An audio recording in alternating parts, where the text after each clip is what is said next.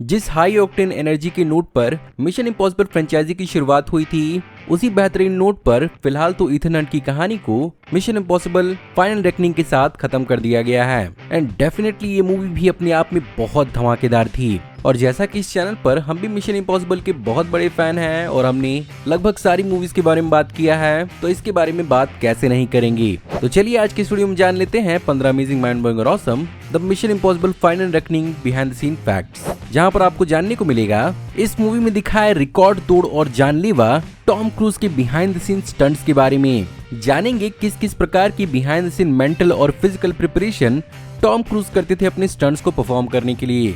और फाइनली क्या mission impossible के अंदर इथन हंट की कहानी सचमुच खत्म हो गई है, और अगर हाँ तो उनकी जगह कौन लेगा। ये और बहुत कुछ आपका इस वीडियो में इंतजार कर रहे हैं, तो फिर देर किस बात की। हे गाइस, मेरा नाम है पंकज सागर और आपको स्वागत है गेमों को हिंदी के एक और फ्रेश वीडियो में। Now without wasting any more time, let's get started.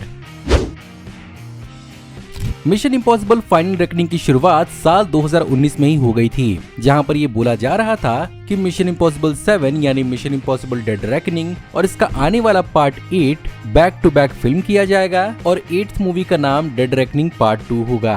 But जैसा कि हम सबको मालूम है कि 7th मूवी के दौरान जिस तरह के कोविड के हालात थे, उस जमाने में 7th मूवी ही जैसे तैसे शूट करके रिलीज की गई और इवेंचुअली इसे बैक टू बैक फिल्म नहीं किया जा पाया और इसे एज अ फाइनल रेकनिंग के रूप में रिलीज किया गया। बाय द वे, इस 8th मूवी के इवेंट्स 7th मूवी के सिर्फ और सिर्फ 2 महीने बाद की कहानी है।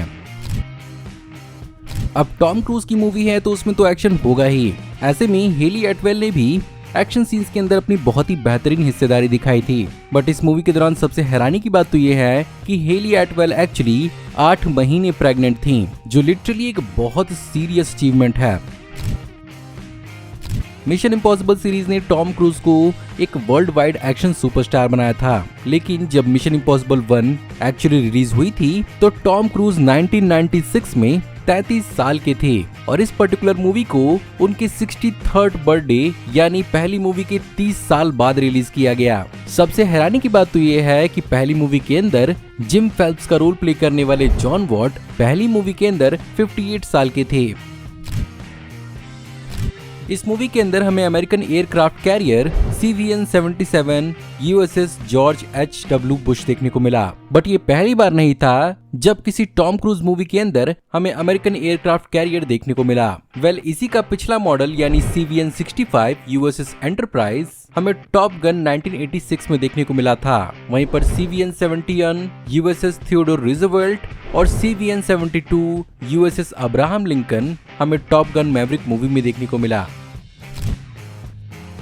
विंग रेंज, जिन्होंने इस पूरी की पूरी सीरीज के अंदर लूथोर का रोल प्ले किया था, वो और टॉम क्रूज ही इकलौते एक्टर हैं जिन्होंने through out the series her movie में अपीयरेंस दिया था। बट सैडली इस मूवी के अंदर हमें लूथोर के कैरेक्टर को अलविदा कहना पड़ा। अब वो टॉम क्रूज की मूवी ही क्या जिसमें उनके स्टंट्स के बारे में बात ना हो। एंड ऑफ कोर्स इस मूवी के अंदर भी उन्होंने कई सारे कारनामे किए हैं, जिनमें से एक के लिए उन्हें गिनीज वर्ल्ड रिकॉर्ड भी मिल चुका है, जिसमें एक स्पेसिफिक स्टंट के लिए उन्हें प्लेन से एक पैराशूट के थ्रू कूदना था, वो भी आग लगे हुए पैराशूट के साथ। और इस स्टंट को उन्होंने एक्चुअली 16 बार परफॉर्म किया था, वो भी तकरीबन 25 किलो का कैमरा खुद के साथ अटैच करके। इसके साथ साथ उन्हें Guinness book of world record इस बात का भी मिला कि वो दुनिया के ऐसे पहले सुपरस्टार हैं जिन्होंने लगातार 100 मिलियन से ज्यादा कमाने वाली मूवीज बनाई हैं, साल 2012 के जैक रीचर से लेकर mission impossible the final reckoning तक। इसके अलावा इसी मूवी के अंदर 1950 के बोइंग स्टीयरमैन बाईप्लेन के विंग्स के ऊपर टॉम क्रूज और ईसाई मोरालेस ने फाइटिंग सीक्वेंस फिल्म किया था, खुद को हार्नेस के थ्रू सिक्योर करके। बड़ी बात ये नहीं है, बड़ी बात ये है कि उन्हें इसके साथ साथ तकरीबन 130 किलोमीटर प्रति घंटे की रफ्तार से उन पर पड़ रहे हवा के प्रेशर को भी टैकल करना था। खैर शायद ये भी एक हिसाब तक ठीक होगा, लेकिन टॉम क्रूज जैसा कि अंडर वाटर भी अपने सांसों को रोकने और स्टंट्स को परफॉर्म करने के लिए जाने जाते हैं, एक 8.5 मिलियन लीटर वाले टैंक के स्टंट के दौरान यहाँ पर टॉम क्रूज ने अपनी ब्रीदिंग को कुछ ज्यादा ही कंट्रोल कर दिया था, जिसके कारण वो अपने ही कार्बन डाइऑक्साइड को रीब्रीथ करना चालू कर चुके थे, जिसके कारण उन्हें हाइपर कैप्निया यानी खून में कार्बन डाइऑक्साइड मिक्स होने का खतरा कुछ ज्यादा ही बढ़ने लगा था। बट अल्टीमेटली उन्हें रेस्क्यू किया गया। खैर, हो सकता है कि ये बात आपको जानकर बहुत ज्यादा हैरानी हो कि जितने वक्त में हमारे यहाँ पर 8 से 10 फिल्में रिलीज हो सकती हैं, एक्चुअली इस पर्टिकुलर एयर सीक्वेंस को फिल्म करने में टॉम क्रूज और पूरी की पूरी प्रोडक्शन को तकरीबन 3 साल तक का वक्त लग गया। अलग अलग प्रकार के स्टंट्स को प्लान करने, एरियल सीक्वेंस को डिसाइड करने, कैमरा को माउंट करने और सेफ्टी चेक्स को इंश्योर करने में। खैर, ऑफकोर्स इस तरह के धमाकेदार सीक्वेंसेस को फिल्म करना कोई आसान काम नहीं है। ऐसे में मेंटल और फिजिकल डिसिप्लिन बहुत जरूरी है, जिसके कारण यहाँ पर टॉम क्रूज अपनी डाइट का खासा ध्यान रखते थे और अप्रोक्सीमेटली इन सीक्वेंसेस के एनर्जी को देखते हुए वो एक बहुत ही हैवी ब्रेकफास्ट करते थे, एग्स, सॉसेज, बेकन, टोस्ट और कॉफी का, जो उन्हें भरपूर एनर्जी देता था दिन भर के इस थकान भरे फिजिकल लेबर से। खैर, जब स्टंट्स हैं तो इंजरीज भी पॉसिबल होंगी। ऐसे में यहाँ पर टॉम क्रूज को कुछ नहीं हुआ, ना ही टॉम क्रूज ने किसी को इंजर किया। बस यहाँ पर एक्टर पॉम क्लेमेंटिफ ने पेरिस में एक फाइट सीक्वेंस के दौरान अपनी को स्टार ग्रेग टार्जन को हेवीली ब्रूज कर दिया था, जो ऑफ कोर्स मूवी में काफी जेन्युइन लग पाया। खैर, यहाँ पर इस मूवी के एक पर्टिकुलर सीक्वेंस के लिए आर्कटिक के -40 डिग्री सेल्सियस का भी इस्तेमाल किया गया था, जिसमें कास्ट और क्रू को बहुत सारे प्रॉब्लम्स का सामना करना पड़ा था, जहां पर स्पेसिफिकली ट्रांसपोर्टेशन के लिए स्लेज डॉग्स का इस्तेमाल किया जा रहा था। इसके अलावा अगर बात करें विजुअल इफेक्ट्स की, तो यहाँ पर ILM को एक बार फिर से इस मूवी के विजुअल इफेक्ट्स के लिए चुना गया और उनके साथ यहाँ पर क्लियर एंगल स्टूडियोज और हेलन एंटरटेनमेंट ने भी इसके विजुअल इफेक्ट्स को संभाला था, जहाँ पर इस मूवी के अंदर कई सारे साइबर स्कैनिंग और प्री विजुअलाइजेशन को भी CGI के थ्रू किया गया था।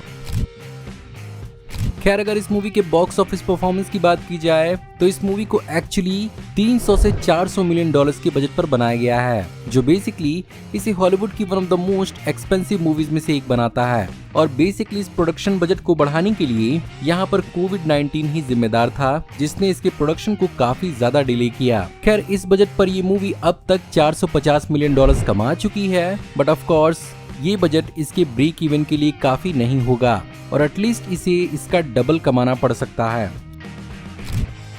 फाइनली सबसे बड़ा सवाल कि मिशन इम्पॉसिबल फाइनल रेकनिंग के बाद क्या इथन हंट की कहानी अब सच में खत्म हो गई? वेल, ऑफ कोर्स ये सीरीज तो कहीं नहीं जा रही और अपेरेंटली यहाँ पर स्टूडियो इसके फ्यूचर इंस्टॉलमेंट्स को भी प्लान कर रहा है, जहाँ पर टॉम क्रूज ने खुद अपने इस कैरेक्टर में वापस आने की इच्छा जताई है। बहुत सारी रिपोर्ट ये भी दावा कर रही हैं कि यहाँ पर इस सीरीज के अंदर इथन हंट के कैरेक्टर को रिप्लेस करेगा ग्लेन पॉवेल का एक नया कैरेक्टर, जहाँ से मिशन इम्पॉसिबल की एक नई सीरीज की शुरुआत होगी। पर सवाल उठता है कि क्या पुराने फैंस इसके लिए तैयार हैं? ये तो आने वाला वक्त ही बताएगा।